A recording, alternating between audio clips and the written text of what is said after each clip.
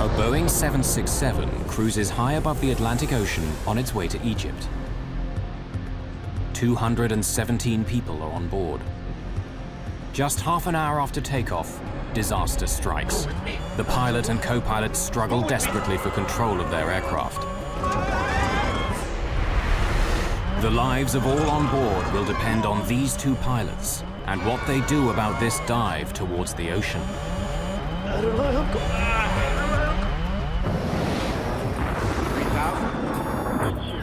We're not getting any oxygen. We have a terrain alarm. Aero Peru 603. We are in an emergency.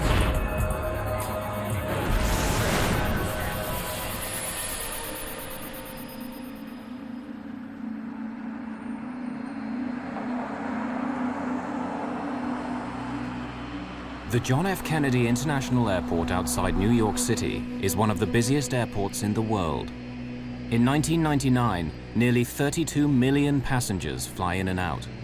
More than 340,000 flights take off and land. EgyptAir Flight 990 is destined to be one of the most controversial ever to leave this airport.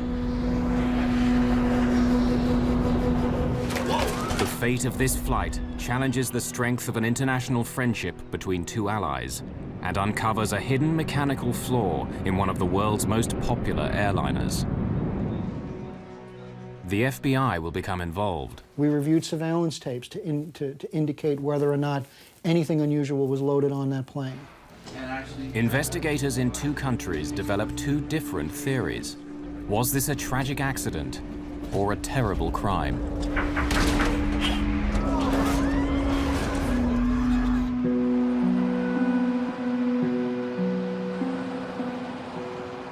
Just after 1 a.m. on October the 31st, 1999, the 217 people on board EgyptAir Flight 990 are waiting for takeoff.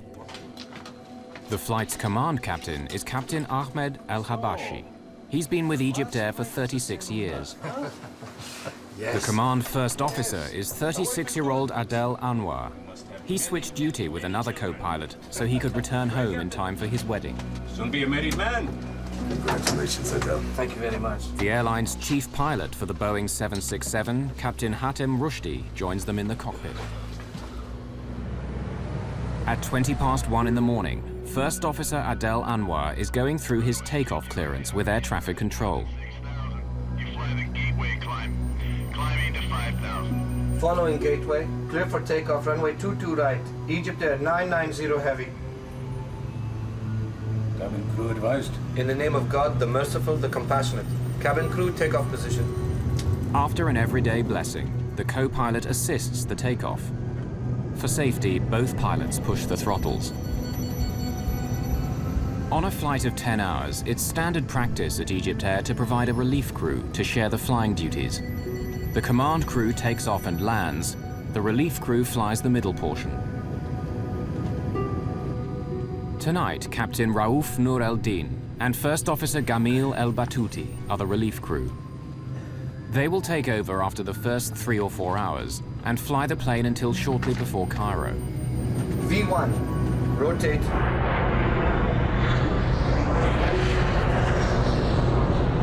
Positive rate of climb, both sides. 1,000. EgyptAir 990 heavy. Contact. Departure now. 125.7. 1257. Bye. A large number of passengers are senior citizens from the United States, looking forward to touring the wonders of ancient Egypt. My dad and Ginny were married in 1998 on October 23rd. And to celebrate their first anniversary, they decided to take a trip to Egypt. Anita Child's parents are retired and on their way to Egypt as well. They always had great time on these tours. They traveled frequently, and so it was a pleasure trip they were looking forward to. Seeing the Holy Land especially. Maureen Sacratini and her brother John Simmermeyer enjoyed the fact that their parents loved to travel. They had been particularly fond of a program known as Elder Hostel, and this particular vacation trip to visit the pyramids and the other historical sites in Egypt was an Elder Hostel trip. There are 14 of EgyptAir's experienced crew operating the flight. There are also 33 Egyptian military officers and pilots on board, returning after training with the American Armed Forces. Gamil El-Batouti used to be an Egyptian Air Force flight instructor. He's now one of the oldest first officers at EgyptAir. He's so much older than the other co-pilots that out of respect they call him Captain. But some at EgyptAir think that Captain El-Batouti has been coasting too long on the favors of old friends. Just over 20 minutes after takeoff, El-Batouti is about to leave his seat. Former National Transportation Safety Board investigator Greg Phillips became an expert on the events of this flight. The relief first officer, who would have been expected to come to the cockpit somewhere during the later part of the flight, halfway or wherever he was comfortable, wherever the normal change would have been, came into the cockpit about 20 minutes after takeoff. Hello, Jimmy.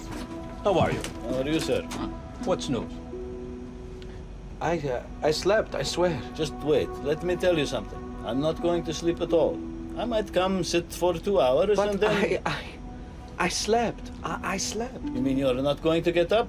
You will get up. Go and take some rest and come back. You should have told me this. You should have told me this, Captain Gamal. You should have said, Adele... Did I even see you? I will work first. Just leave me a message. The younger first officer seems surprised that El-Batouti wants to replace him so early in the flight. And I'm not sleepy. So you take your time sleeping, and when you wake up, whenever you wake up, you come back, Captain, okay? I'll come either way. Captain. Come and work the last few hours and that's all? It's not like that. That's not the point. Look, if you want to sit here, there's no problem. I'll come back to you. I'll go get something to eat and come back, all right? Fine, fine. Look here. Why don't you go... Why don't they bring your dinner to you here, and then I'll go sleep, okay? That's good. Okay, with your permission, Captain. And with that, El-Batouti leaves to get his meal.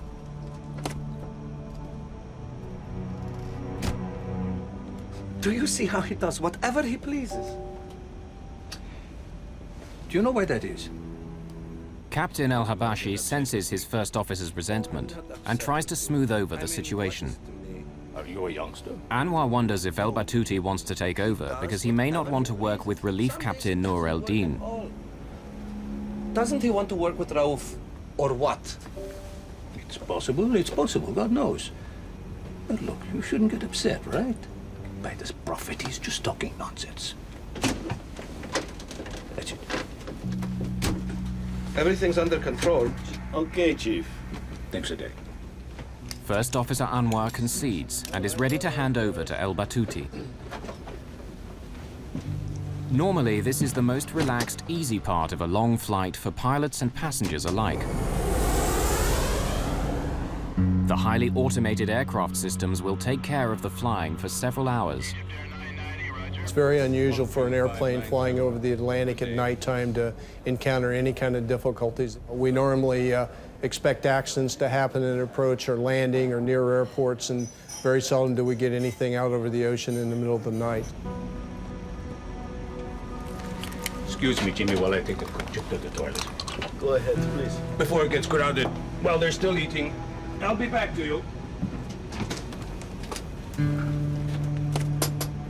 Before the captain returns, disaster will strike EgyptAir Flight 990. The fate of everyone on board will be in the hands of the co-pilot, the man who shouldn't be here in the first place.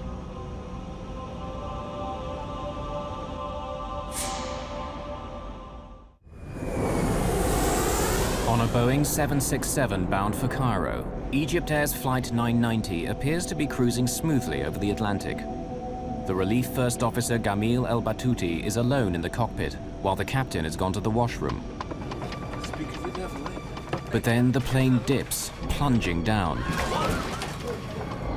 The nose pitches down, creating zero-G, weightlessness, throughout the aircraft. This airplane basically started at 1G, which is what we'd expect for level cruise flight. As you push the nose down, as if you would be cresting the top of a hill in a car at a high speed that drops away, you'd feel the airplane fall away from you. and you would start to feel a little light in the seat, and as the dive progressed, you would feel a little bit lighter yet. I rely on God. Whatever the first officer is intending, he says nothing except this phrase again and again.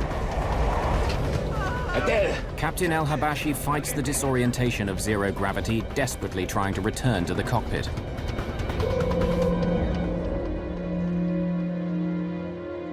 An American journalist living in France studied this flight extensively. 16 seconds after the dive began, when the airplane had gone into zero G and into negative G and was at an extreme angle, the captain somehow made his way back into the cockpit. How he did that physically, I will never know. Warning signals indicate the dive is exceeding the maximum speed allowed for the plane, taking them to 99% of the speed of sound.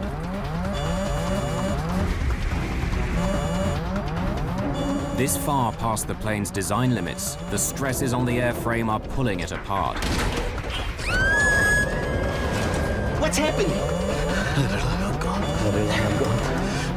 Captain El-Habashi pulls back hard on his control column.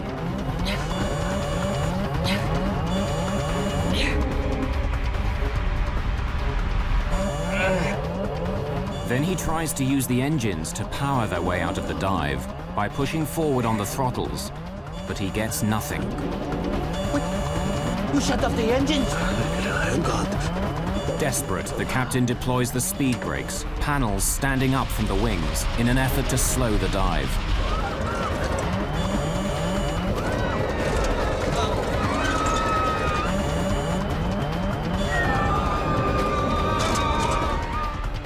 The dive is slowing, back from the brink of the sound barrier. The dive goes on, but the nose is coming up. In just seconds, they go from 0 G to double the force of gravity. Captain El-Habashi struggles to level the plane and pulls back hard on the control column. The 767's dive begins to slow. Who would be? You shut off the engine, Paul! In seconds, the engines stop and the power goes off, plunging the aircraft into darkness. Here, the cockpit voice recorder and the flight data recorder stop. No one knows what happened in the plane during the next 2 minutes, but radar tracks its path. The plane is climbing again. Up from about 5,000 meters to over 7,500 meters as the aircraft structure is weakened by the stresses of abnormal speeds and maneuvers. Then the aircraft falls into another terrifying dive. Stressed beyond endurance, the left engine is ripped from the plane.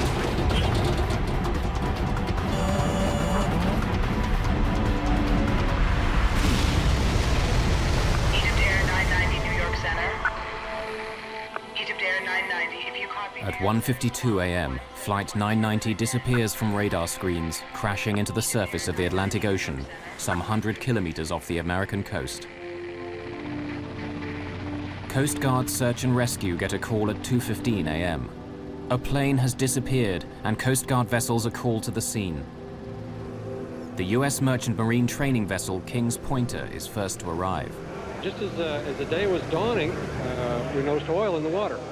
And that was the first indication, so we turned the ship around back into the oil, and about as soon as we turned around, we started seeing debris rise up to the surface. In Heliopolis, a Cairo suburb, Captain El-Habashi's daughter can only guess what her father went through. Can you imagine if you have a beloved one, a father, a daughter, or a brother, facing all the horrors of finding himself falling from 36,000 feet suddenly, trying to save his life, his colleagues' lives, the people, the passengers. In a home in Maryland, a sleepy Sunday morning takes a tragic turn. I had woken up for some reason at 5:30 in the morning, and we were flipping on the TV to check the weather, and we were deciding what mass we were going to be going to. It was Sunday.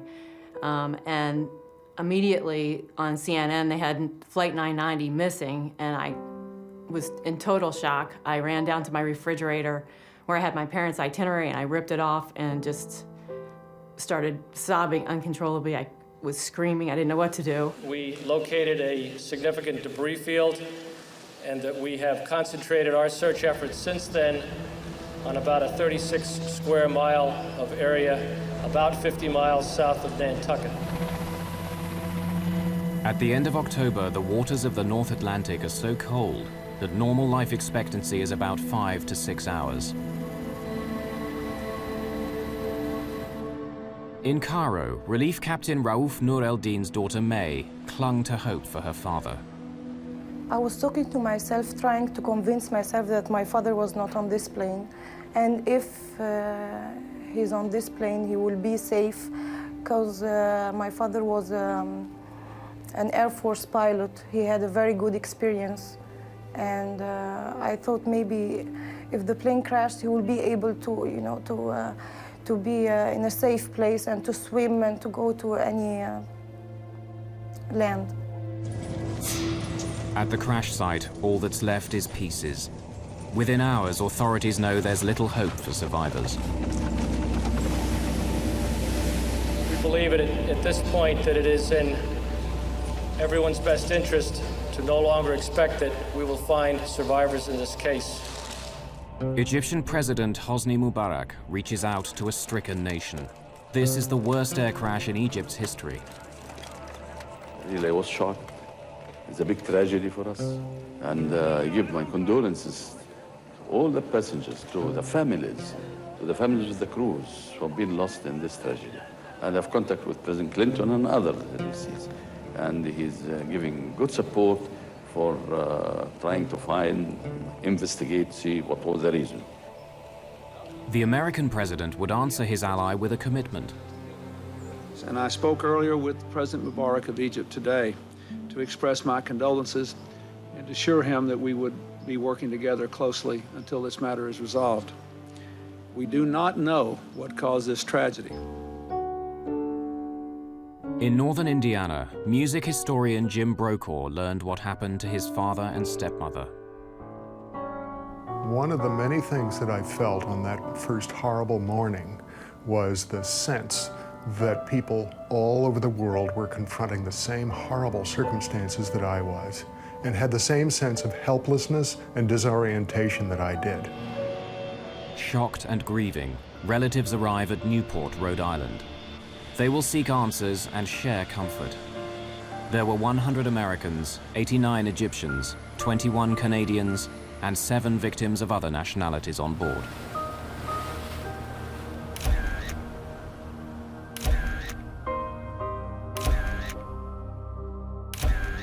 They're all asking, what caused this tragedy?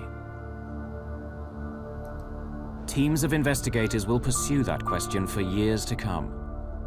We are beginning what may be a long investigation, and we are prepared to do what it takes to find the answers to the questions we are seeking. In Washington, Greg Phillips from the National Transportation Safety Board leads the investigation into this crash. From the very beginning, we realized it was a very difficult case. The airplane was in cruise, nighttime, out over the ocean, and when it went into the ocean, there was just a little bit of floating debris, but we had to recover the airplane from the bottom of the ocean to begin the investigation. The job of finding the black boxes would be difficult. The water is about 70 meters deep, and the tremendous force of the crash has smashed the locator beacons off the boxes. In this case, both the underwater locators, which are called pingers, which help us locate the boxes underwater, were detached. So we had an extra difficult job in trying to find the actual boxes where the recording material was contained. 9 days after the crash, the US Navy's unmanned submarine Deep Drone recovers the first of the 2 black boxes, the flight data recorder, which stores information about what the aircraft and its systems were doing. 4 days later, the second black box, the cockpit voice recorder, lands on the deck and is carefully transported to the NTSB laboratories. The cockpit voice recorder captures all sounds in the cockpit for the last 30 minutes of the flight.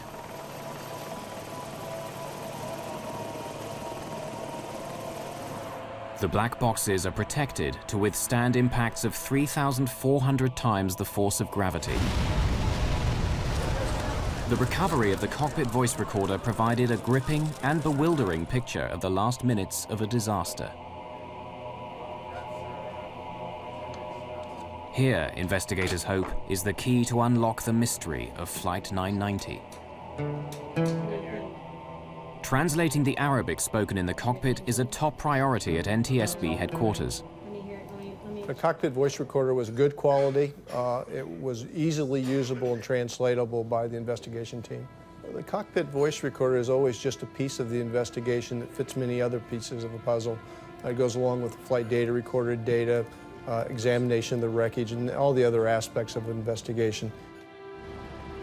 On major investigations like the crash of EgyptAir 990, the NTSB works routinely with the FBI. The physical evidence has to be managed in case it's needed in court. Former FBI Assistant Director Lou Shaliro is a veteran investigator and no stranger to air crashes. By the time EgyptAir occurred, we were fairly adept at looking at airline disasters, particularly with the view of developing whether or not a terrorist incident or a criminal act had occurred. The FBI checked for evidence of bombs, terrorists, or terrorist targets on the flight.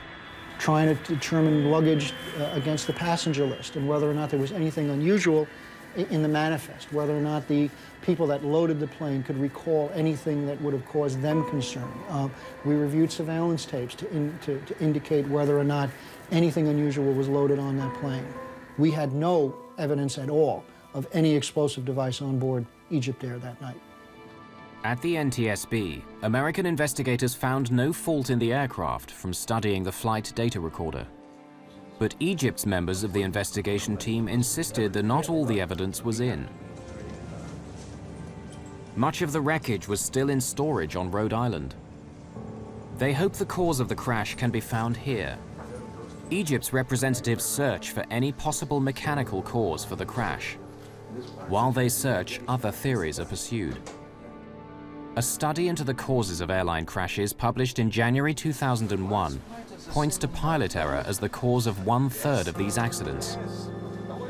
It also finds a strong connection between bad weather and pilot error. But the crash of EgyptAir 990 occurred in clear weather with veteran pilots. What happened in the cockpit would divide the investigation and fuel an international controversy. October 1999, EgyptAir Flight 990 crashes into the Atlantic Ocean, killing all 217 people on board. The investigation develops in two directions: fault in the airplane and pilot action. Rumors swirl about what or who may have caused this terrible crash. One of the key questions: why was the relief first officer in the cockpit hours earlier than expected? He was supposed to replace Adel Anwar much later in the flight.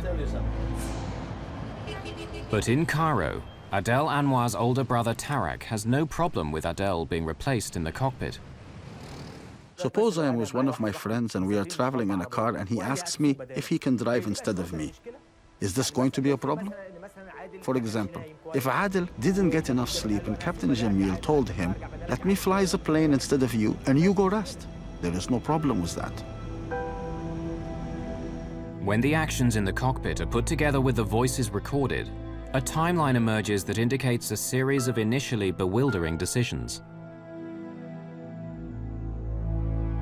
I'll be back to you. The timeline reveals that after Captain El Habashi leaves the cockpit, there's a series of sounds whose meaning can only be guessed at. Control it. And then the relief first officer disconnects the autopilot. I rely on God. Released from the autopilot's control, the plane starts to descend, rolling to the left. Egypt's experts described El Batuti's decision to shut off the autopilot as a possible reaction to an unusual movement of the aircraft, prompting him to take manual control. However, the leader of the NTSB investigation disagrees. We found no reason for the autopilot to be disconnected by a fault or failure in the airplane. Normally, all aircraft movements are meant to keep passengers comfortable, as though they were on the ground. After switching off the autopilot, El Battuti pushes his control column forward, lowering the elevator panels. So the flight data recorder indicates to the NTSB. Then he pulls the throttles back, reducing engine power. This causes the plane to dive. Egypt's investigators say El Battuti was not trying to crash the plane, and there may have been an elevator failure which he could not overcome. Strangely, there is no discussion of a problem on the cockpit tape. When the captain made his way back to the cockpit, he asked the first officer what was going on and never received a response. As former director of aviation safety, Bernard Loeb oversaw all air crash investigations at the NTSB. It is well understood that in a cockpit, a jet transport cockpit of virtually any airline in the world, when a captain comes in and asks a question, the first officer will respond. When the captain asked his questions, Battuti did not respond. Fighting the dive, pulling his column back all the way, the captain cannot gain complete control of the elevator, so he tries the throttles to power out of the dive. He was unaware that seconds earlier the first officer had shut off the fuel to the engines. Egypt's experts say that El Battuti may have been acting out of caution. The flight data show that a low oil pressure warning appeared. That can mean the engines have flamed out. The captain may have then ordered the fuel to the engines shut off as part of the procedure for restarting the engines. Shut the engines! It's shut! The NTSB consider this possible scenario as well. The engines shut off on a two-engine airplane at night over the water. We couldn't understand any reason why any emergency could cause you to shut all the power off available to the airplane when you're heading away from the nearest airport. Foremost among the Egyptian investigators' scenarios was a tragic elevator failure. In Washington, at the National Transportation Safety Board, analysis of the flight data recorder indicates that Captain El-Habashi was pulling back on his column to make the plane climb, while First Officer El Battuti appears to be pushing forward on his column, making the plane go down.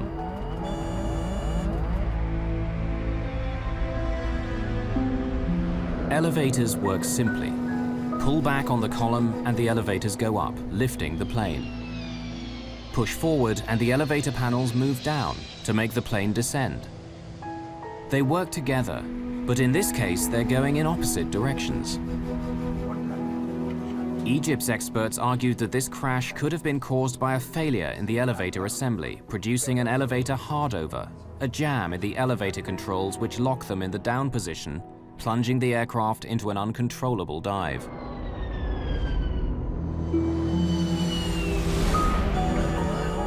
They stated that First Officer El Battuti was working to regain control of the elevators, and added that he and Captain El-Habashi were working together.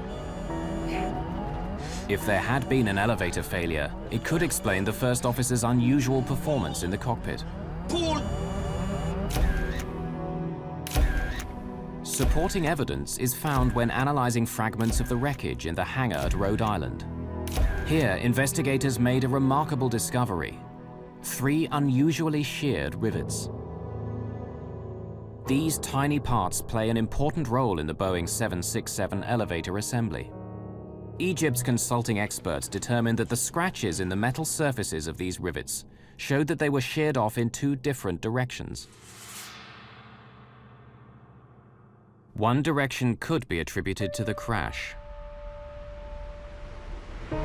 The second could indicate that the break occurred before the crash, and so may have indicated a jam in the elevators. Egypt's experts drew this to the attention of the Federal Aviation Administration, America's civil aviation regulator.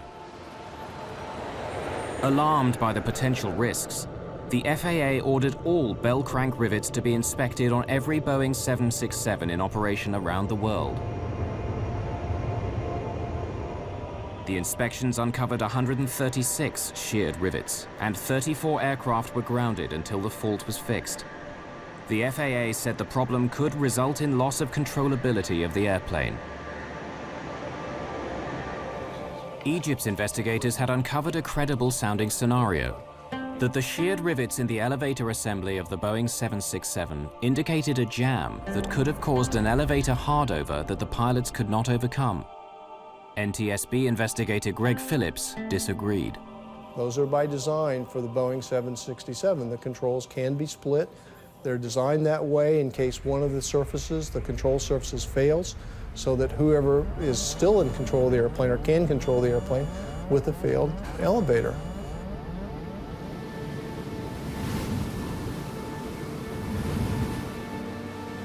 Before he became an investigative writer, William Langewiesche was a commercial airline pilot. Flight 990's maneuvers are programmed into a flight simulator in order for Langewiesche to test a pilot's reactions.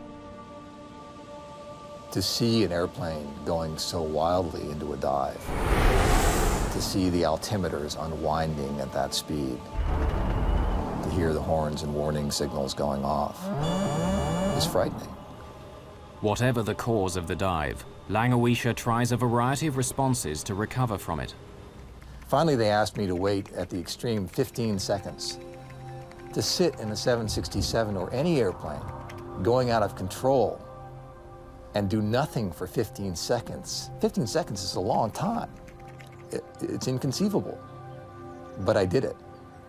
And even at 15 seconds, even waiting 15 seconds, I was able, through no particular skill, really reacting almost as any student pilot would, to recover the airplane, recover from the dive, before the airplane exceeded its limits.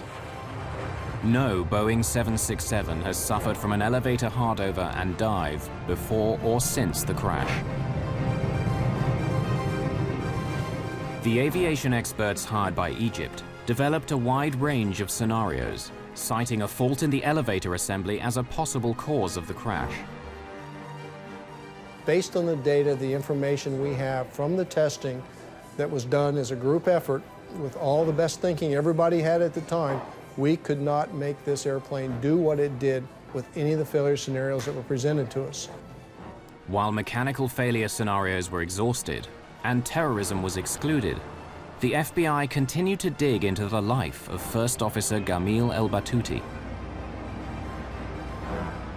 Less than 3 weeks after the disaster, news media report that in the final moments before the crash, El-Batouti said, "I have made my decision. I put my faith in God," causing many to believe he might be an Islamic militant bent on destruction. But the translation was incorrect. From our initial review of Batouti's background, he was a fairly religious person, but I don't think we had anything to determine that his religious beliefs were radical or beyond what would have been a normal religious person. What had Batouti said? And what does it mean? Egyptian professor Amin Bonar teaches Arabic at Georgetown University in Washington. Tawakkaltu means I depend, I rely, I trust, and Allah on, and Allah is God. Tawakkaltu ala Allah, on God I rely, I depend in whatever I'm going to be embarking on. People use it when they start a trip, when they start driving, going back home, you say Tawakkaltu ala Allah. When you have an exam, you begin by saying Tawakkaltu ala Allah. It's a very positive phrase. So it's not the kind of phrase that anyone would be using before they commit a crime or before they commit suicide. To say this common phrase once was normal, but El-Batouti repeated it 11 times. What's happening? I expect that Captain Batouti would say, there is a fire in the engines, something stopped, I can see something's hitting the plane, anything like that. But he go on endlessly saying, Tawakkaltu ala Allah. This is not logic. For the El-Batouti family, their grief would be compounded by the need to defend their father's honor. When he died, the one thing we had to reassure us was that he had died honorably. And now they're trying to take that away from us.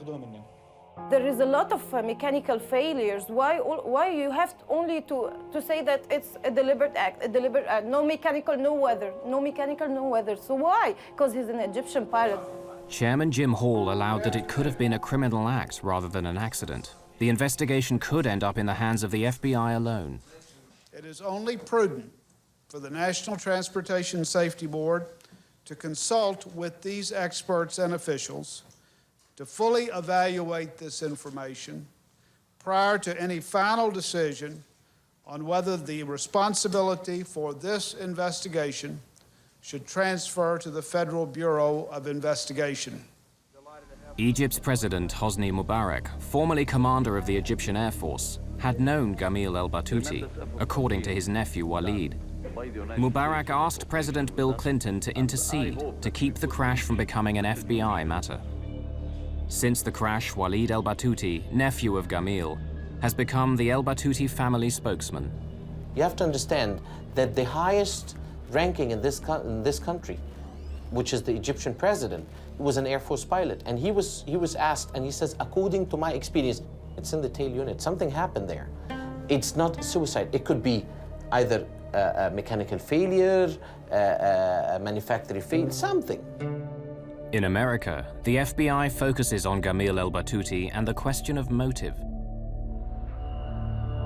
The FBI would learn about the man in control of EgyptAir 990, interviewing colleagues and friends, discovering a dark side to Gamil el-Batouti.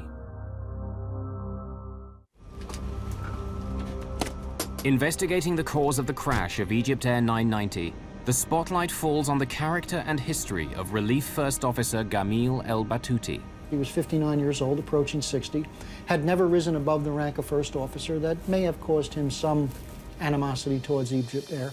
Had some personal issues in his own life in terms of financial, some issues in terms of his family members being sick, needing medical attention. They've used the daughter in the accusation as they said she was sick, and that's why maybe he committed suicide. Before we go to this, I will give you the reason. First, the doctors have already, on that particular flight, have already told them that your daughter is going positive with the medication and everything is going fine, and he was extremely happy. He was so excited to come back. Gamil el-Batouti was bringing her medical records back that night, among other things.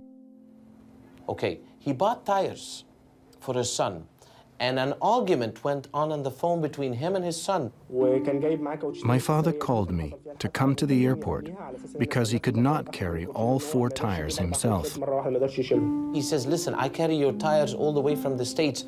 You don't want to come and carry it from the airport? It's a very natural thing. A man is going to commit suicide. Why would he do this?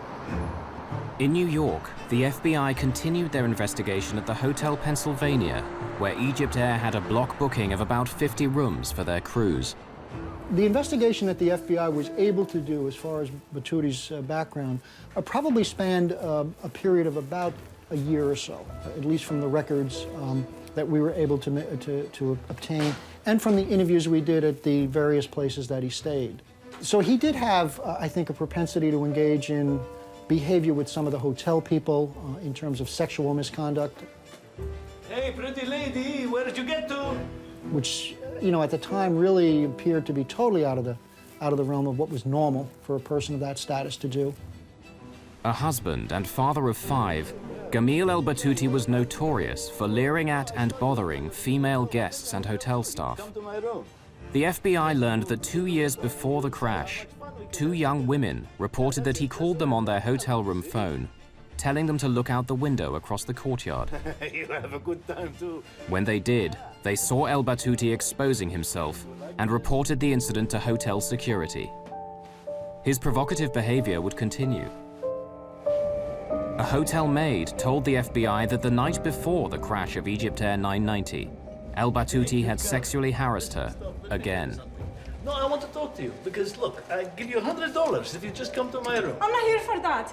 Oh, sure. I'm here to work. Just leave me alone. Nah, don't be like that. When the maid reported the approach, Another addition was made to the hotel's record of sexual harassment of guests and staff by El Batouti.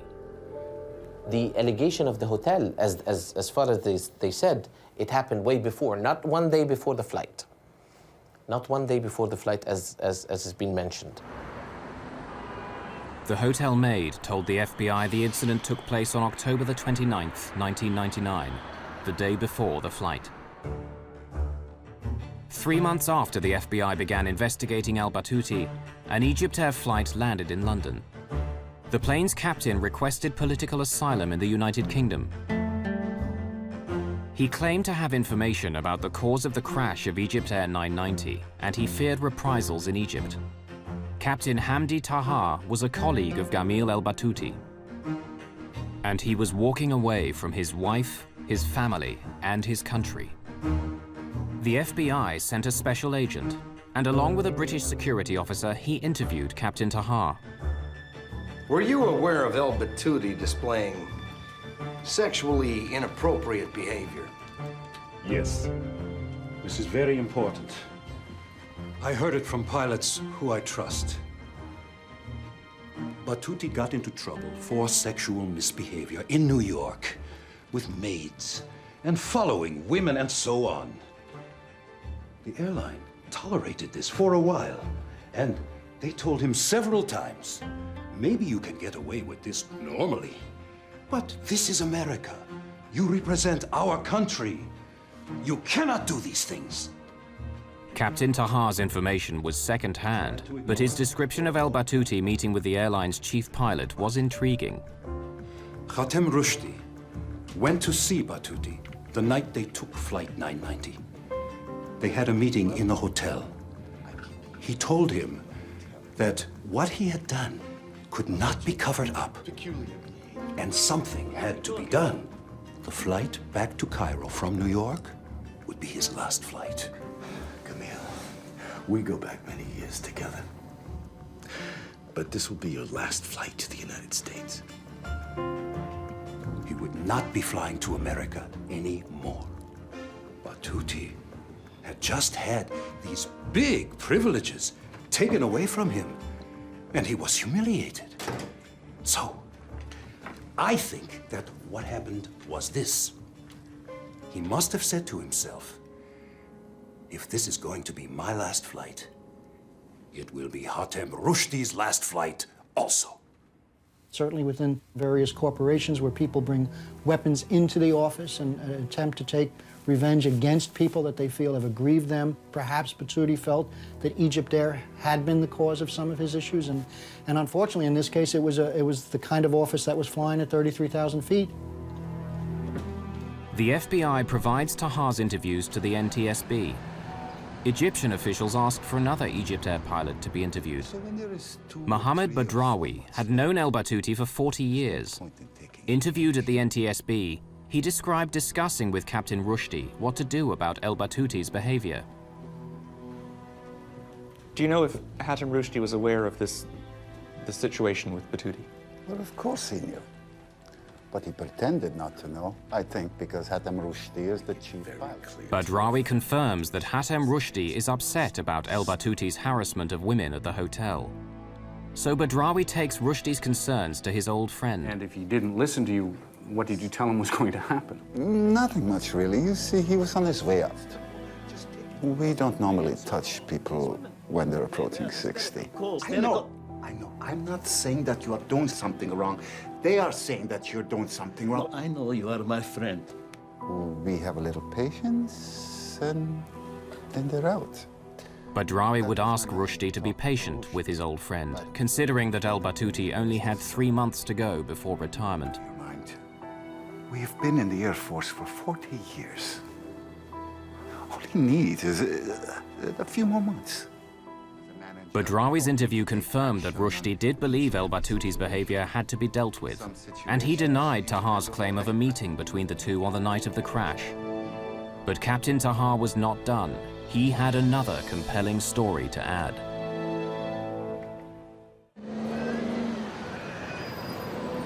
In London, an Egyptian pilot has requested political asylum and is offering an insider's view of the most controversial tragedy in the history of EgyptAir. Captain Tahar revealed to the FBI how EgyptAir briefed its pilots about the crash. When they had done the transcripts of the cockpit voice recorder, the EgyptAir Chief of Operations called all flight crew to a special meeting in Cairo and told us the facts. Just the facts. No commentary. No explanation of any technical problem. He did not say anything, but all we pilots realized that this was not an accident. And then he told us not to talk to anyone about it. Don't talk to your family. Don't talk on the phone. Don't talk to each other, he told us. All of us realized that Batuti had done this on purpose. For the American families involved, this was a case of 216 murders and 1 suicide. In Egypt, big, close, extended families combine with a strong religious faith to deny that Egyptians commit suicide. The story has many sides. It has to do with religion. It has to do with beliefs. It has to do with the culture. I think until today, still in the Egyptian culture, people don't believe that Muslims or that Egyptians or that people coming from that culture commit suicide. Cultural differences were not the only impediments to this investigation. One of the difficulties that we did have was that when we went over to Egypt and attempted to really get into his background, it became a very sensitive issue for the Egyptian government. FBI efforts to learn about El Batuti's personal life and family relations would be stymied. It became almost to the point where we were never really able to develop all the things that we needed to get at. Finally, on March the 21st, 2002, after a nearly $10 million investigation over 2 years and 5 months, the NTSB publishes its report and determines that the probable cause of the EgyptAir Flight 990 accident is the airplane's departure from normal cruise flight and subsequent impact with the Atlantic Ocean as a result of the Relief First Officer's flight control inputs. The Egyptian Civil Aviation Authority responded angrily, and their response read in part, It is obvious that the NTSB has not done the type of professional accident investigation expected by the Egyptian government. The NTSB's former director of aviation safety takes exception to the Egyptian view.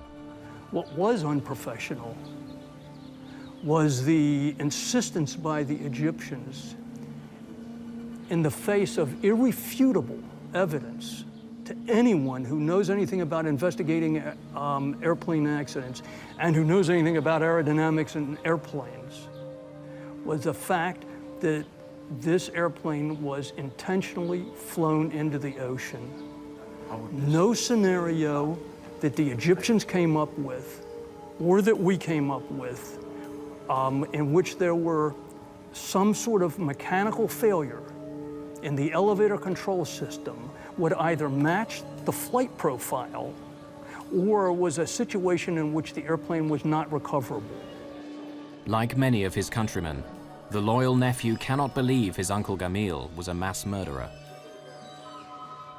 This is a simple plane crash.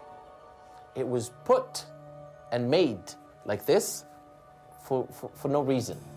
It shows that it's a cover-up. Greg Phillips takes pride in having thoroughly investigated every lead and every scenario. When we sign on to be accident investigators, we do it with the idea that we're going to keep the next one from happening, not to cover up one that did because of whatever reason may be given to us. I've never known that to happen. I've never even known it to come close to happening. There continue to be differing perspectives on the crash of EgyptAir Flight 990, and unanswered questions remain for broken and damaged families. For many of them, answers to how and why this plane crashed will forever be a painful mystery.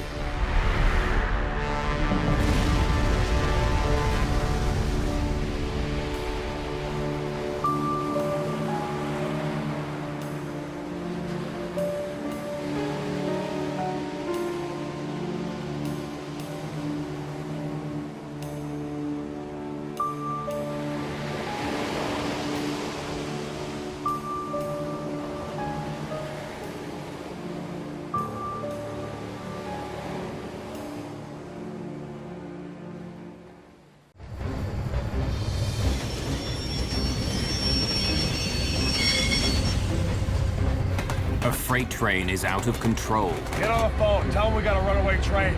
7551 to West Colton. Its brakes can't hold it as it rockets down a mountain. Mayday, Mayday. We're doing 90 miles an hour. 9-0. Now thousands of tons of steel and freight are heading straight for a small town.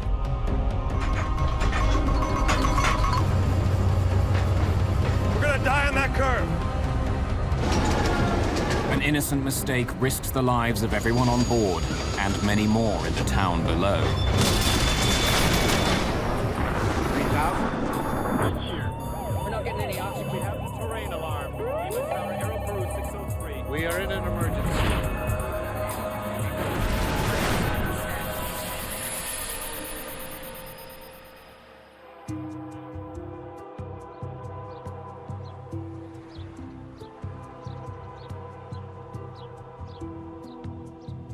San Bernardino, California, a quiet suburban town at the foot of the San Gabriel Mountains. It's a great place to raise a family, in between the emptiness of the Mojave Desert and the bustle of Los Angeles. When we had problems in the neighborhood, we could go to one another, and it was a very nice neighborhood. But in 1989, San Bernardino is rocked by two disasters. 6 people are killed, 18 houses are completely destroyed. It begins with an out-of-control train. 60, 70, 80! And ends with a raging fire. You could see a huge cloud of black smoke in the air. The scene looked like Dante's Inferno. The disasters appear linked, but they happen more than a week apart. Investigators comb through the wreckage to find the hidden connection. Help! Somebody help me! They uncover a series of shocking decisions which have deadly consequences for some and scar a town forever.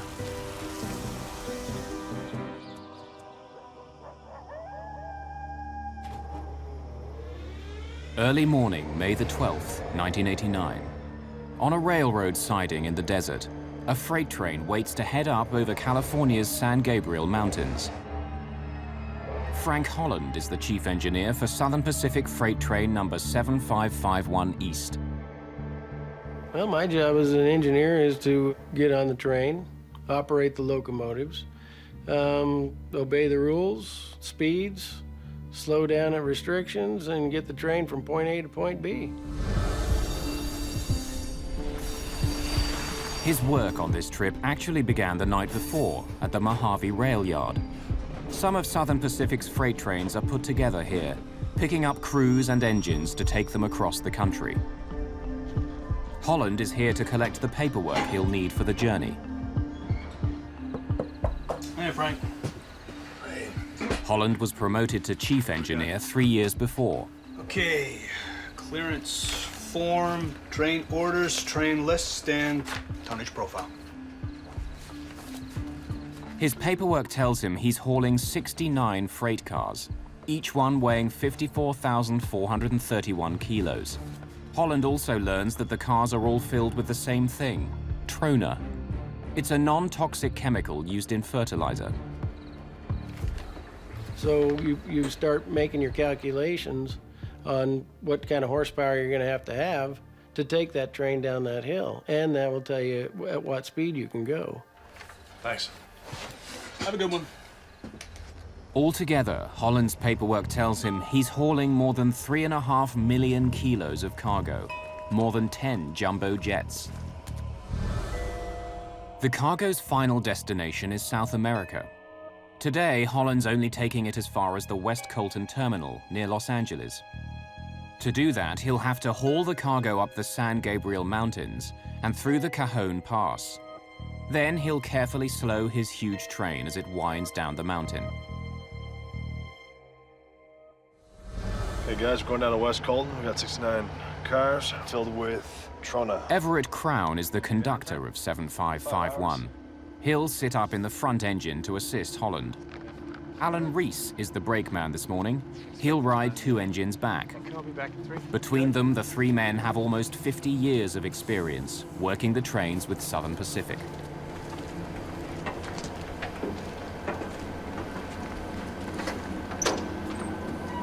To make sure he has enough power to move his train up and down the mountain, Holland has asked for a little assistance. Southern Pacific dispatchers sent him 2 helper engines. Lawrence Hill is the engineer at the back. Robert Waterbury is his brakeman. While they've run this route before, it's not where they normally work. They don't know the weight of the cargo they're helping to haul, and they don't ask.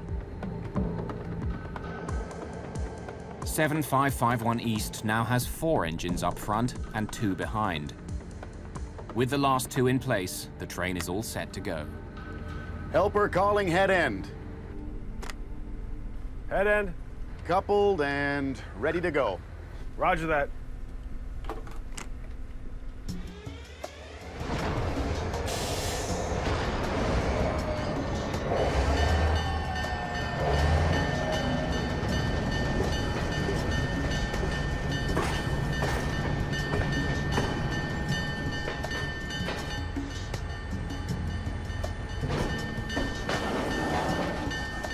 .7551 East slowly gathers steam.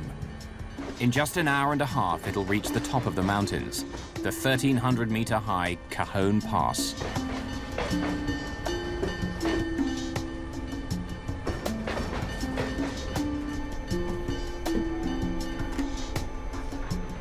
Helper to head end. Head end. We've cleared the siding. Thank you.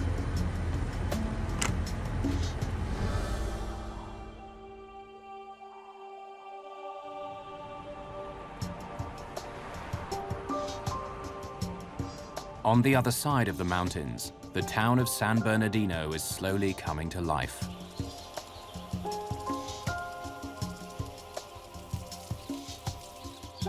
The Muscoy section is a fairly new development on the northwestern edge of the town. It's filled with single-story homes and growing families.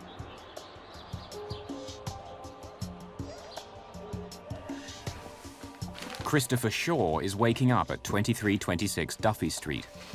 It's his mother's house, but after a fight with his girlfriend, he'd spent the night.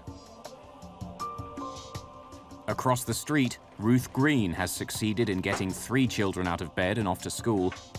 Her only daughter, Lavon, is staying home. It's just my daughter and I, and we're just making ready for what we considered a normal morning. We had had our breakfast and was straightening up in the kitchen. One of the only things people don't like about this part of San Bernardino is the train tracks. Trains race by on top of a 6-meter-high levee. Some of the houses on Duffy Street back right up to the tracks. When the homes went up for sale, the realtor was showing my husband a home that was on the same side of the street as the tracks. The tracks would have been behind our home, and he said no, he didn't want that. Just after 7 a.m., 7551 East reaches the highest point of its trip, the Cajon Pass. It's all downhill from here.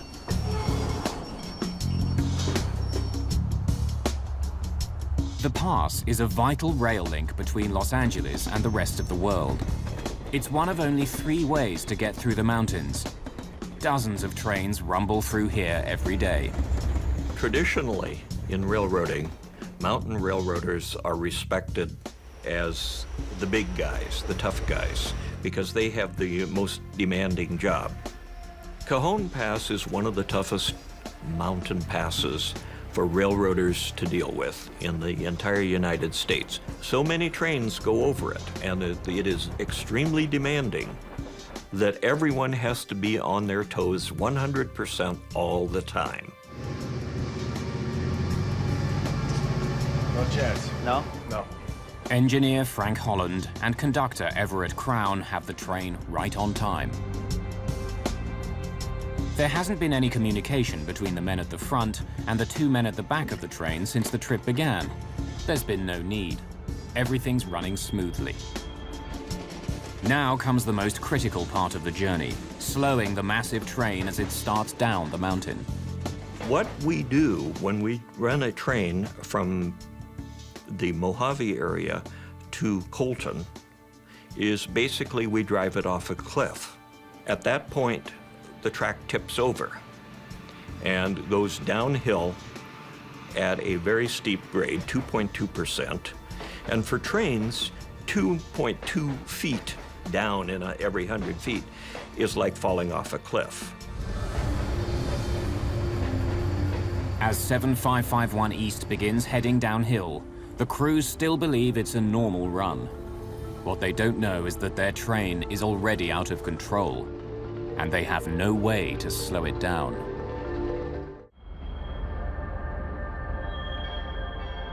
May the 12th, 1989. Just after 7 in the morning, Southern Pacific Freight Train 7551 East begins the long, slow descent from the top of the San Gabriel Mountains. The massive train is hauling 69 cars full of freight. At the bottom of the hill, the sleepy town of San Bernardino, California. As the tracks start dipping downhill, engineer Frank Holland first applies his dynamic brakes. They slow each of the 6 engines, reducing the speed of the entire train. He's only allowed to go 48 kilometers an hour through the pass.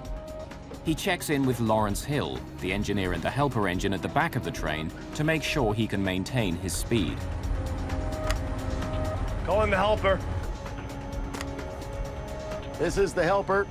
You got all your dynamics? Yeah, I'm in full. Roger that.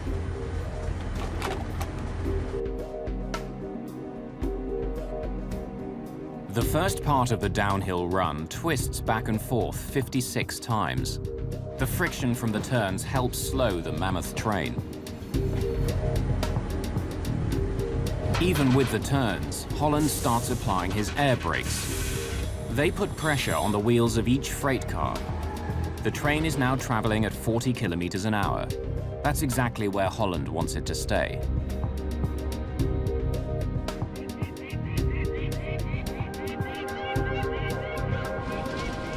Once through the curves, though, Holland's brakeman Everett Crown notices that the train is picking up speed.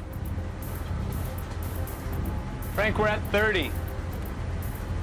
Should be at 25.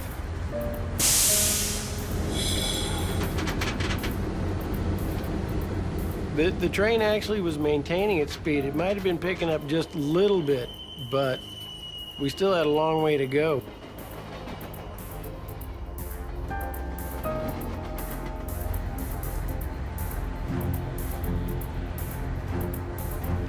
It's creeping. Confused, Holland continues to increase the pressure on the air brakes. But the train just keeps going faster. By the time it reached 40 miles an hour, I was very concerned. The train was speeding.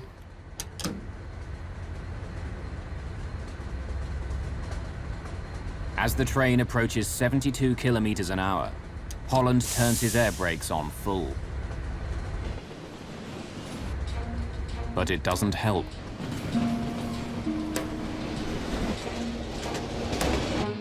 At the bottom of the hill, the track bends around the town of San Bernardino. Frank Holland knows he's not supposed to go more than 64 kilometers an hour around the corner.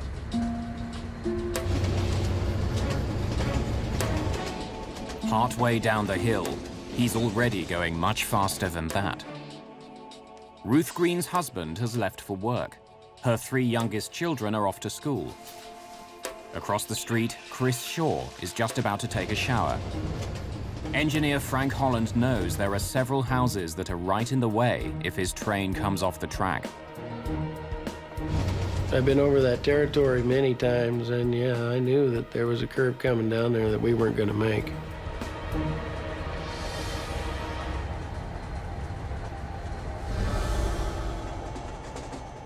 At the back of the train, engineer Lawrence Hill also knows they're in trouble. The air brakes are turned on full, but the train isn't slowing down at all. Something must be wrong up there. Without talking to the front of the train, Hill slams on the train's emergency brakes. It's their last chance. The train at that point tried to slow down a little bit. A couple seconds later, it was off to the races. It just took off like a rocket. The speed was going up so fast, I couldn't even believe it.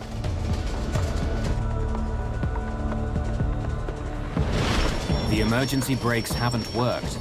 Smoke begins pouring out from underneath the train, and it just keeps going faster. 60, 70, 80. It stopped at 90 because that's as far as the speedometer would go. But Holland knows 7551 East is still picking up speed. I'm thinking, my God, I'm fired. Actually, that's what I thought. I'm just looking at everything that I've done. I'm trying to go back and see where I had made a mistake, what had happened. 7551 to West Colton. 7551 to West Colton. We're trying to get a hold of the train dispatcher, and he won't answer. The train is out of control, and they can't tell anyone about it. At that point, we're just kind of out there by ourselves. Try that phone again. 7551 to West Colton. West Colton, go ahead.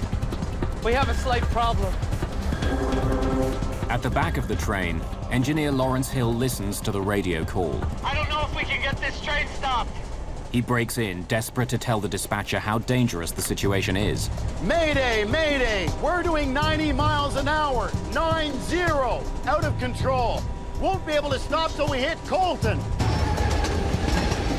But there's nothing the dispatcher can do. The train is traveling at more than 160 kilometers an hour. The houses of San Bernardino are just seconds away.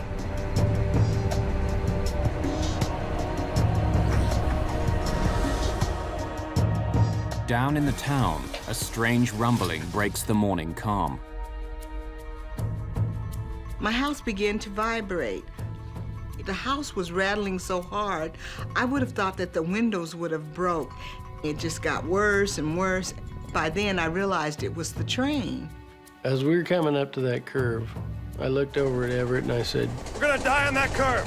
He wild-eyed, like he was just couldn't believe and just scared to death, and I'm sure I looked the same way. All I knew is that I just put my feet up there and I said, hang on, here we go. I never expected to survive.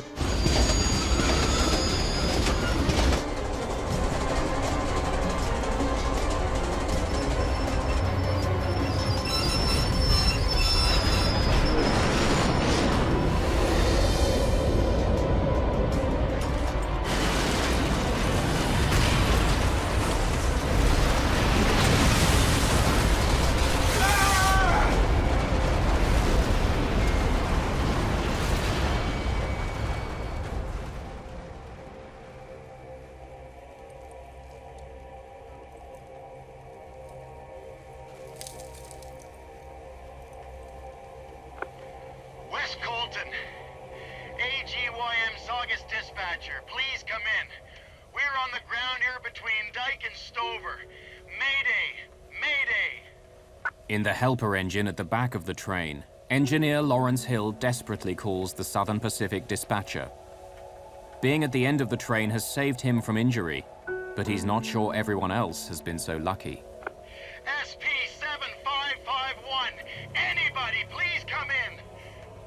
It takes more than a minute for Hill to get a response to his frantic call. Saugus dispatcher, 7551 East, over. Saugus dispatcher, we are all over the ground here. I haven't heard anything from the head end. They may need some assistance. We went on the ground.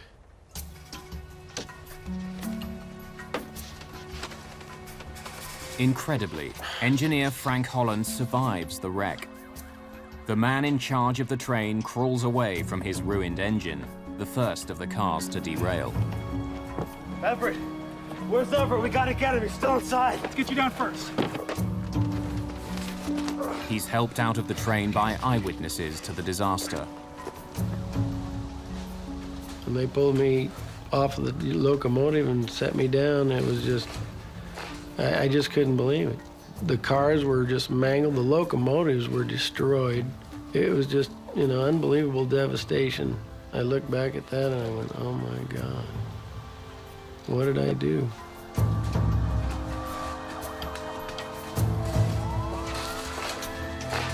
Frank Holland has broken several ribs. One of his lungs is punctured.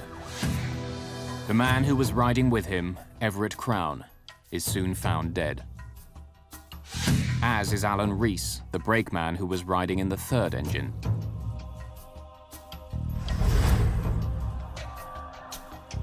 Footage taken shortly after the crash shows the scale of the disaster. 7 houses have been destroyed. The train itself is a write-off. As the dust cleared, then you could see some of the cars had, you know, toppled over. You could see that it looked like, you know, some houses were gone. You could see just a twisted, jumbled mass of metal. These cars are turned over. You're really trying to grapple with, what is this? What's happened?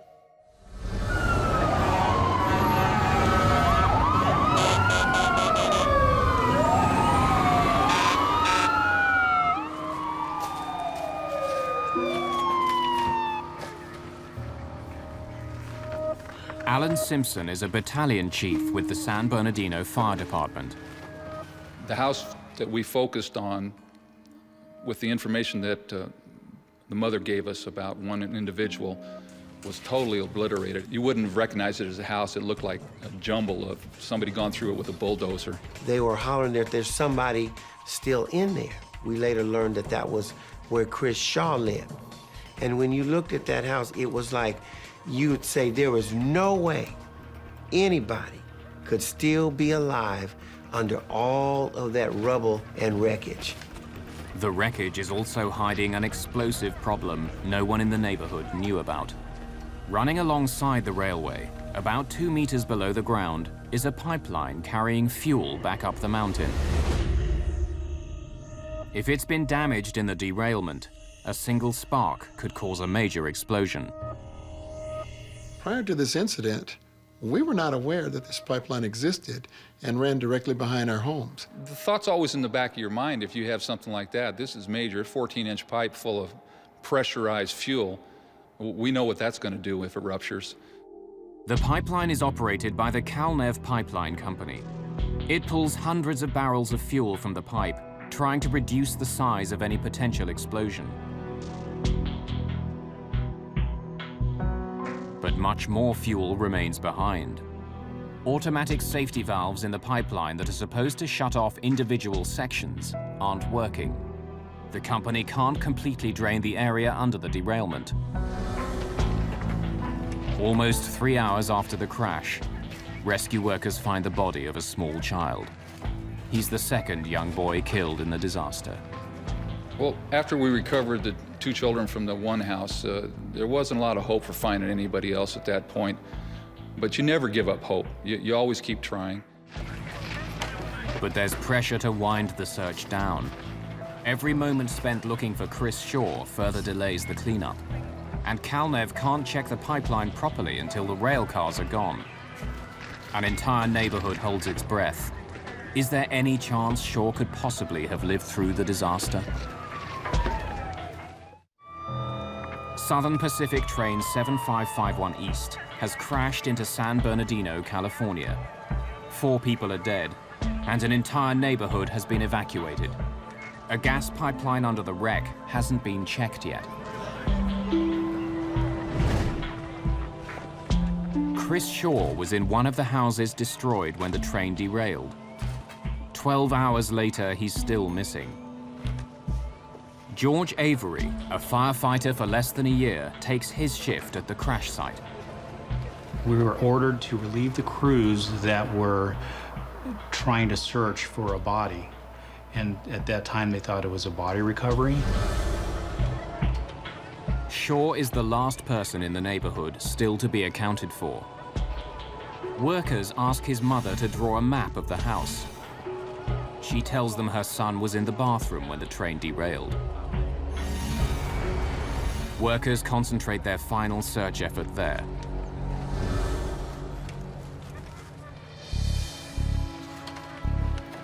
There's pieces of the house itself sticking out of this big potash mound. So you have studs and rafters and roof covering.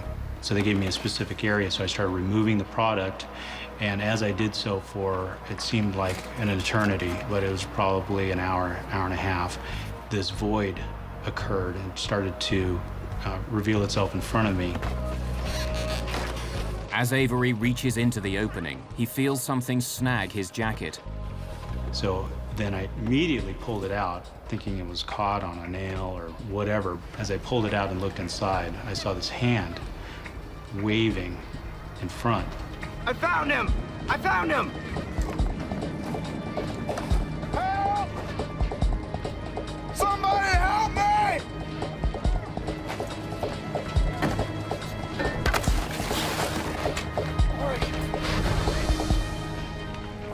It takes workers nearly an hour and a half to pull Chris from the wreckage. Debris from the train had formed a protective cocoon around him. It gave Shaw air to breathe and kept the jagged metal from crushing him. We were absolutely amazed that he lived, especially that long. We're talking about most of the day. Really didn't think he had much of a chance, so when he came up out of there, it was just stunning. With Shaw's rescue, everyone in the neighborhood and on the train has been found. The wreck of 7551 East has killed 4 people, injured 4 more, and totally destroyed 7 houses.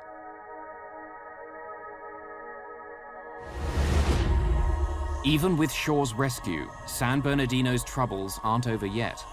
If the Calnev pipeline has been damaged, it could explode at any time, destroying more homes and taking more lives.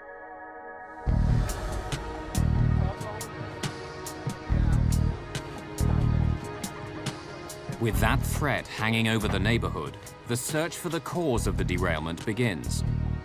William Pugh and Russell Quimby are with the National Transportation Safety Board. By the time the team got there, it was fairly late and it was dark, and the scene looked like Dante's Inferno. A lot of wreckage, a lot of parts still, particularly the brake parts, wheels, red hot, still after 12 hours. Wheels had gotten so hot they'd literally expanded off the axles. The friction between the wheels, the brakes, and the tracks was so intense that the wheels themselves began to liquefy, turning to molten steel as the train sped down the hill. Investigators know the train's brakes couldn't slow it down, but why?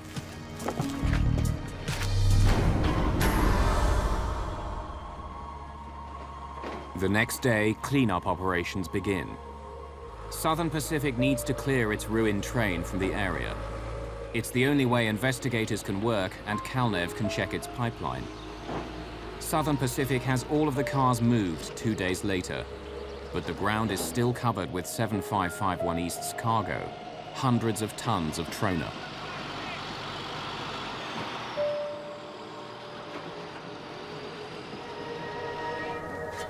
Calnev begins clearing the trona along the route of the pipeline. It's the quickest way to inspect the line, and it keeps the heavy equipment away. They made 5 or 6 excavations down to the pipeline to visually look at the pipeline. They felt comfortable that nothing had penetrated to the depth of the pipeline. The fuel is under incredible pressure. Any damage could lead to a massive leak and possible explosion. But Calnev finds nothing. The depth of the pipe has shielded it from the storm above. The pipeline is a vital source of gas for Las Vegas, almost 320 kilometers away. It supplies both civilian and military customers in the desert. There's pressure to get the gas moving again. There were a number of people in the community that thought it should not be open, and supposedly people in Las Vegas had said that they had cars that were worth more than our homes on Duffy Street, and so fire up the pipeline. Just 4 days after the derailment, the pipeline is restarted.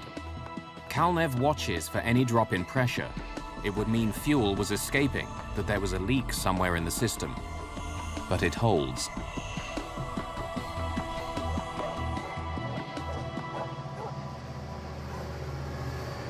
The very same day, Southern Pacific finishes its repairs on the damaged railway.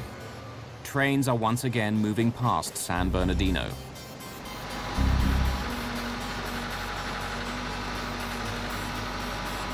The cleanup isn't quite finished, though. More of the ash-like cargo of train 7551 East is littered across the area. Heavy machinery comes in to dig it up and haul it away. The huge machines could easily damage the pipeline, so it's carefully marked with stakes. I told my husband one evening that I smelled gas, but we had been reassured that they had inspected this line and that there were no leaks. I was at the accident site until it was finally cleaned up and there was a fence put around the area and secured. And it looked like everything was fine.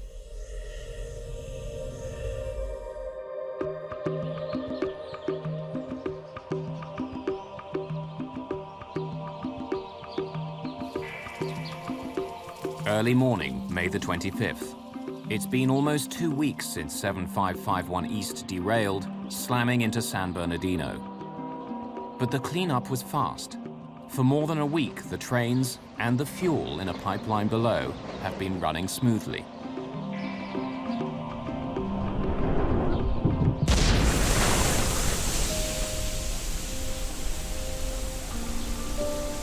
Then, from a clear sky, rain seems to fall.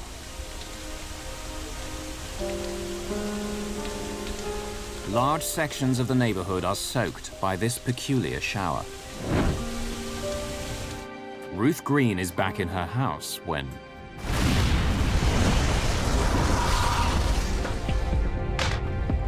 for the second time in a month, she's confronted with a horrifying sight. To the left of me, as far as I could see up, down, or side to side, was nothing but a big wall of fire. I got to the front door, neighbors were screaming, "Get out, get out." I ran for my life.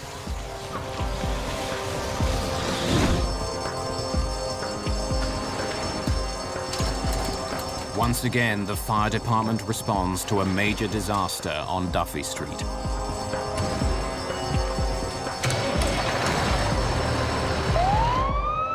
As we're getting the call and getting on the rig and opening the door, there was no doubt in my mind what that was. You could see a huge column of smoke and flame, and I knew immediately it had to be the pipeline.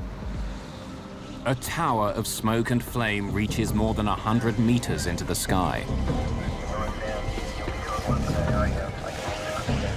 Initially, when we got in there, we were so close that the plastic lenses on the front of the engine melted.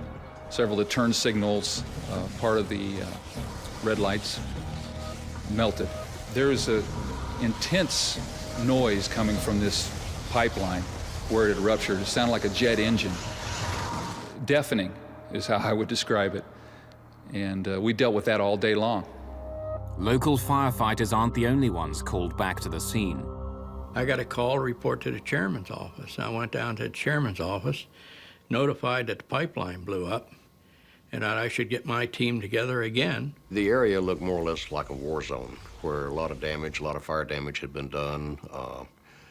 Houses in the area were incinerated. Once again, Calnev, which runs the pipeline, can't shut its emergency valves. Almost 2 million liters of fuel burn for more than 7 hours. By the time the flames are out, 2 people are dead. 3 more are injured. Another 11 houses have been destroyed.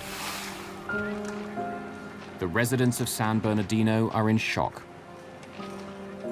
They talked about the fact that one of the people that died, that all they really could find was their shoes that were left in one spot. And that, you know, the mental picture of that, it troubles you quite a bit.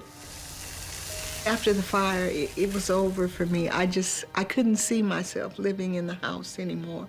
It really scared me just that bad. What people here will soon learn is that all of the damage, pain, and suffering is the result of a simple, horrifying mistake.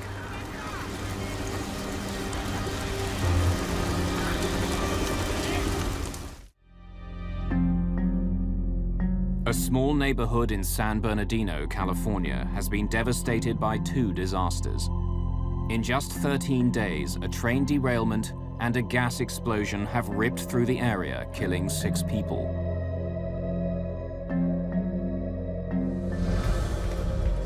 Investigators with the National Transportation Safety Board study both accidents. With the train crash, they focus on black boxes, which were recovered from 3 of the engines. And that records distance, speed, throttle position, air brake pressures that we tried to figure out what speed the train eventually got to. It exceeded the graph.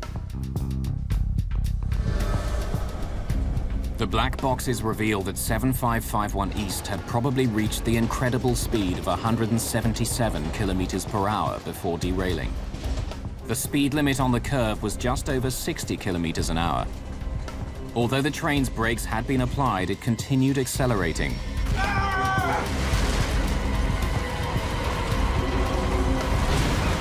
How had the train become so out of control? Almost all accidents are a chain of events that link together to cause the accident. Of course, any one point, if you'd broken that link, the accident wouldn't have occurred. Like other freight trains, 7551 East has 2 different systems to slow it down: dynamic brakes and air brakes. Air brakes push a block against the wheels of each freight car. The greater the pressure applied to the block, the slower the train goes. Investigators learned that the air brakes were working properly as the train started down the hill. As the train sped up, though, engineer Frank Holland maintained pressure on the air brakes. The heat created by the brakes became so intense that they melted. By the time of the crash, they were useless. The team turns its focus to the dynamic brakes. The dynamic brakes harness a magnetic field created by the engine's main generator. They reverse the magnetic field, which slows the axles on the locomotive. There were 4 engines at the front of the train and 2 at the back. Before beginning his trip, engineer Frank Holland knew that his second engine wasn't working at all, and that the dynamic brakes on his 4th engine were only working sporadically. Still, it was more than enough. We figured that with the units that we had on the head end and the 2 helpers that they gave us later on, we could do 30 miles an hour down that grade with no problem. When his train starts down the mountain, Holland has it under control. With the brakes he has, he should be able to hold his speed, but he can't. Frank, we're at 30. It should be at 25. It's creeping. What the NTSB investigators discover from the black boxes is stunning. The brakes on the 3rd engine at the front of the train didn't work at all as 7551 East gathered speed. During the trip, Holland had even checked with the brakeman in the 3rd engine. Alan. Yeah? What are your dynamics like? They're revving. But the black boxes show investigators that even though the dynamic brakes were making the noise they usually make, they weren't working. They weren't helping slow the train down at all. But it gets worse. Coupled and ready to go. Roger Of that. the 2 engines added to the back of the train, 1 didn't have any braking power either. Lawrence Hill, the engineer at the back, knew it, but he never told Frank Holland. He didn't communicate to him that he had only 1 locomotive at a dynamic, the other one was out. The helper engineer thought that the dispatcher would notify the lead engineer. Call in the helper. This is the helper. You got all your dynamics? Yeah, I'm in full. So when Holland asks Hill at the back of the train if he has all of his dynamics, Hill says yes. But he only means in the 1 engine. It's a startling discovery. Holland doesn't have anywhere near the braking power he thinks he does. Investigators studying the black boxes uncover one more secret of the train's terrifying ride down the mountain. Something must be wrong up there.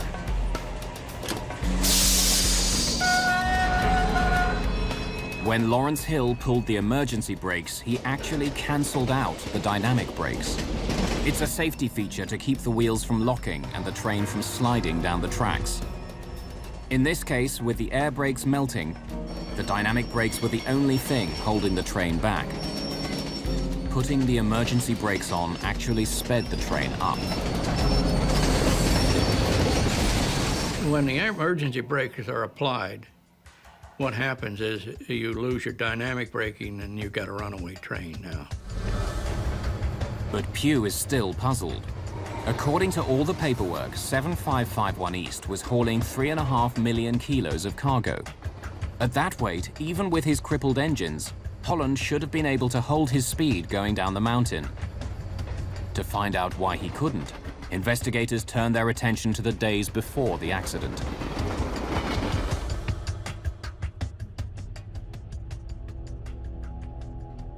"7551 East was pulling a shipment for Lake Minerals.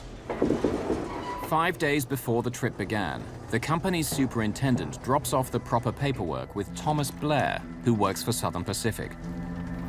The paperwork outlines what's in the shipment and, normally, how much it weighs.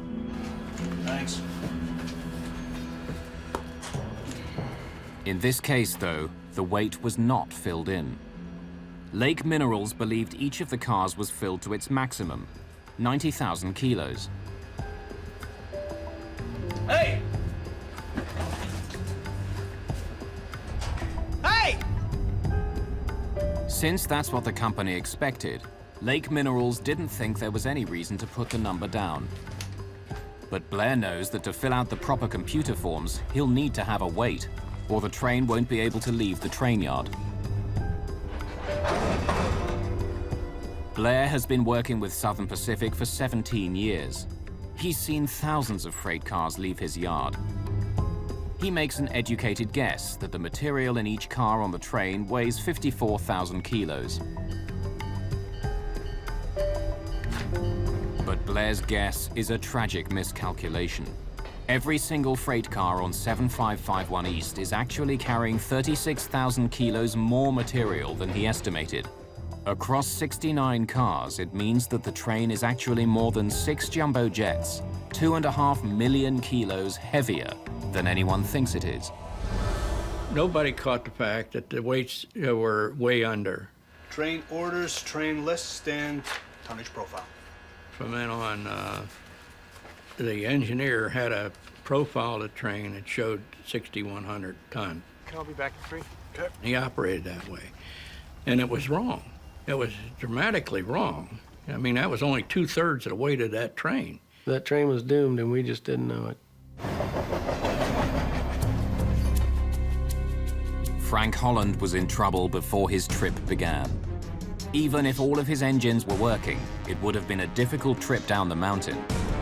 With all the problems he had, he simply didn't have the power to slow his enormous train down.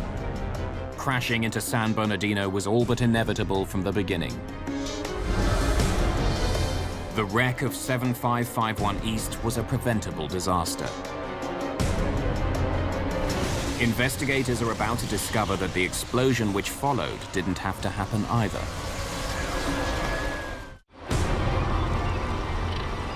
In May of 1989, twin disasters shatter the town of San Bernardino, California.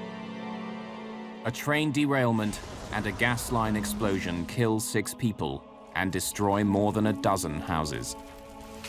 Investigators comb through the ashes to learn how the two events are linked.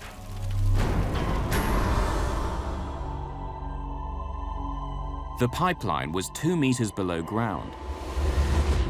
And in the days after the derailment, CalNev examined it closely. They couldn't find a single dent or crack where the train had broken through the earth.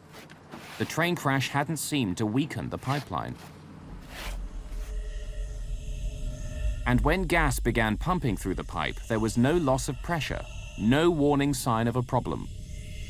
They started operating and brought it up to about 1,600 pounds, and all of the pressure readings at various places along the pipeline looked normal. Since the derailment itself didn't cause the rupture, investigators continue their search. They study the pipeline for clues. Even though the fire burned for hours, the piece of pipe that burst has not been destroyed. When the pipe opened up, it caused a rupture in the pipe that was sort of what we term as a fish mouth shape. And at the widest area, it was about 4 inches wide, and it was about 2.5 feet long. Like forensic investigators, the NTSB looks for a telltale fingerprint that will help them discover how the pipe broke. Near the spot where the pipe ruptured, investigators find dents and several deeper gouges. The marks are like wounds on a murder victim. If investigators can find out what caused the marks, they'll discover what caused the pipeline to burst. We knew that there were deposits of hardened steel left in the gouges. We knew that whatever piece of equipment had damaged the pipe had teeth on it that were hardened steel. There are several possible suspects. A number of front-end loaders and one large backhoe used during the cleanup all had hardened steel teeth. But Batten can never pinpoint the blame. Well, the NTSB determined that the damage to the pipeline was done during one of two phases, either the cleanup of the train wreckage or it was done during the time in which the trona was being cleaned up after the train wreckage had been removed. Two mistakes resulted in a pair of disasters for San Bernardino and the death of 6 people.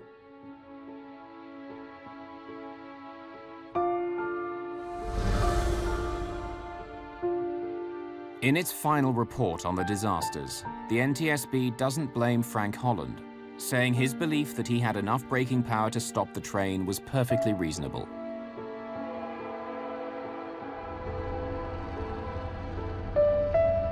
Holland still rides the rails, but he's never made the trip down the San Gabriel Mountains again. Psychologically, I just don't think I could take it. I don't think I could relive that. Every time I went down, I would relive it. And I choose not to do that. It'd just be too painful. Calnev, the company that operated the pipeline, was called to account for not checking it after the cleanup operations were completed. Lawsuits against the company were settled out of court. Calnev, in hindsight, I think would agree that they should have been much more thorough in their inspection. They got comfortable with what they saw, and they made an assessment without adequate information that it was an undamaged pipeline and okay to operate. Thomas Blair, who incorrectly filled in the paperwork, was never charged. But after the disaster, Southern Pacific changed its rules so that every freight car without a specified weight was assumed to be carrying its maximum allowable load. Southern Pacific also settled a number of lawsuits out of court. The company no longer exists. It was bought out years after the disaster.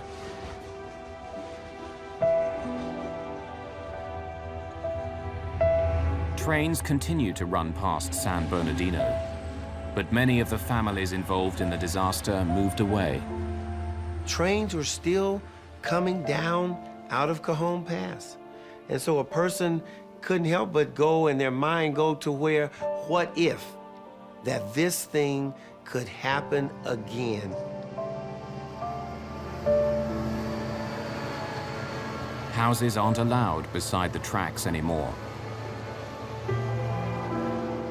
All that's left is an ugly scar of land. There's no monument here to mourn those who died, or to mark the day when disaster came to Duffy Street.